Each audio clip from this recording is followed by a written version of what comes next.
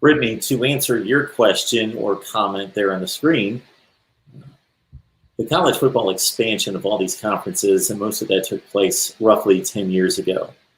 When Nebraska left, Colorado left, Texas A&M and Missouri went to the SEC, all the moves that were made, the Big Ten added Maryland and Rutgers, all happened within about 3 to 4 years. And what it did is obviously expanded the conferences, and it tore up rivalries like Texas, Texas A&M, Oklahoma, Nebraska, and others. And I get the point that you would love to see Oklahoma and Nebraska play every year. I loved that game. It was tradition as much as anything in college football. But the issue that I see, Jason, is just the number of games played. So Oklahoma and Nebraska both play in conferences that play 9-game conference seasons. So they only have 3 non-conference games to schedule. Well, if they always play each other, they're going to be hesitant about scheduling another big opponent. Because if you're, let's say, Nebraska, and Oklahoma is consistently a top 3 to 5 team in the country, you're not going to want to go out and schedule somebody else like that to have 2 of those on your schedule. Well, then if you're only playing Oklahoma every year, then that becomes a very predictable, boring schedule in which you basically play 2 FCS/group of 5s, and then you always play Oklahoma, and it doesn't really help recruiting, and it doesn't really help your brand. It's kind of like Iowa State. I always, when I outline the schedules and do my schedule previews, I always say that Iowa State plays the most boring schedule in the country. This is the reason why. They play everybody in the conference, and then they always play Iowa, and then they don't play anybody else because they play their one big game. It's always Iowa. So I know exactly what the Iowa State schedule is going to be every year. Right. So that's the only hang up I see in trying to renew that rivalry every year. Yeah, no, completely agree, Mark. And I think it's a it's a discussion that we'll have more and more. You know, with Oklahoma, Nebraska, you went Texas A&M. There's a lot of rivalries that have been, you know, for lack of a better word, ruined because of some of the conference realignment that's happened. And look, it's only going to happen more and more, right? I think. You know, and interestingly, it's an interesting conversation, kind of like the playoff expansion. You know, as we, especially as we get into the next 4 or 5 years, what does that conference realignment look like? Me personally, I don't necessarily see the Big 12 in it for the long term. At least exactly what the Big 12 looks like today. I think. I wouldn't be surprised to see Oklahoma and some of the big schools in the Big 12, Oklahoma State, Texas, maybe look at exiting the conference. You may see you may see Iowa State, Kansas State. Some of those teams still stay in with maybe a not as top-heavy conference. So there's been a lot of discussions. Does Oklahoma look to the SEC? There was some rumors that the SEC wanted Oklahoma and Oklahoma State together, a few years ago. Do they do that?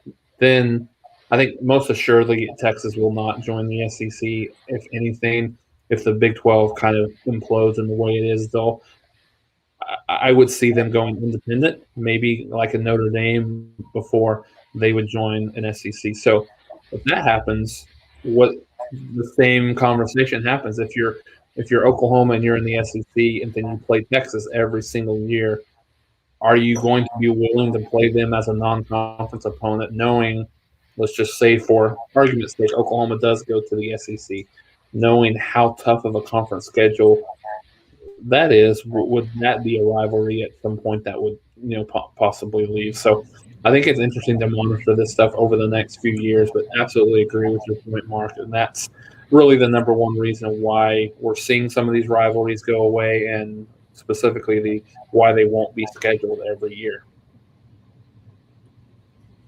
Yeah, now if we're talking more fantasy land in terms of people throwing together schedules and conference alignments, I thought that from a purely football standpoint, not talking about money or other athletic endeavors, that Texas A&M and Missouri, that they just they just culturally and from a football standpoint belong in the Big 12. I don't think that they should have left the Big 12. And again, it may have benefited them. I don't know what the money exchange is, but I just think from a football standpoint that Texas A&M and Missouri belong in the Big 12. Missouri is not an SEC team, but it is what it is right now. Right. And so for me, it's Texas A&M and Missouri, but they're in the SEC. So if the Big 12 would expand, I would think that there's a lot of potential at the University of Houston.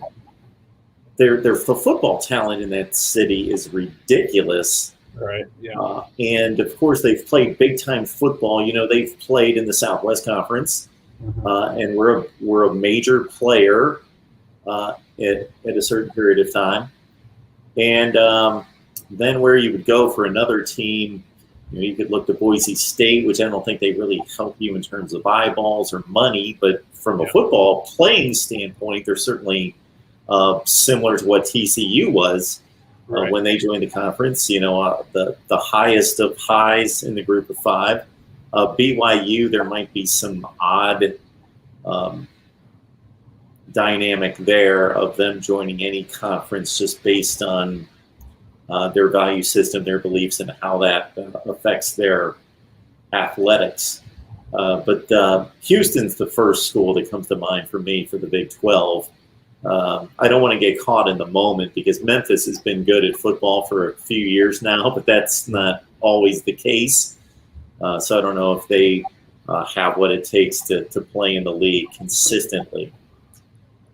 No, I think you're absolutely right, Mark. I think Houston was a good, and I think that was part of the conversation before when I think Oklahoma, the Big 12 was really deciding do they get back to 12 or do they stay at 10? So I think Houston's a good team. Boise State is a good team to kind of to talk about. UCF is another team, you know, from a football only perspective. That's been good. BYU, very, very attractive. I think specifically from an eyeball perspective is one of those things. You know, as Patrick's illustrating here, West Virginia's an odd one to be in the Big 12. I mean, very much to your point, like Missouri and Texas A&M. You know, West Virginia. I mean they're good for the conference. Don't get me wrong, but it's, you know, exactly the point that's being made here. How much they have to travel in every sport. So it'll be interesting to see how that works. I know back when, you know, I mean, you can make a case that Nebraska belongs in the Big 10 or the Big 12. I mean, you know, historically, obviously, they've been a Big 8, Big 12 team, but you know, their move over to the Big 10, and I don't know how, you know, happy they are there now. So yeah, I think those things will be interesting. And, you know, there's a balance act, right? You want to look at how good a team is from a football perspective, and then you got the eyeball. You know, how many TV sets do you have there, and then you have the travel. You know, probably lower down the totem pole is, you know, kind of in terms of exactly how many. You know, what do they bring to others from the other sports perspective? You know, I know that football really sets the bar there, but yeah, that'll be interesting. And I've heard some stuff about, you know, Oklahoma potentially Big 10, SEC, or do they stay put? I think one thing that is interesting here, Mark, is can Oklahoma win or challenge a national championship while they're in the Big 12? You know, if they feel like we've got to be a part of a conference that has another heavyweight or another couple heavyweights within them to, you know, whether it's helping with recruiting or just helping the strength of the conference with, you know, with Texas being down, you know, they're that team that Oklahoma would like them to be. But, you know, they haven't necessarily been there over the last few years. But so can they, you know, are they strong enough to win a national championship over the next few years? So I think that'll be part of the decision making as well.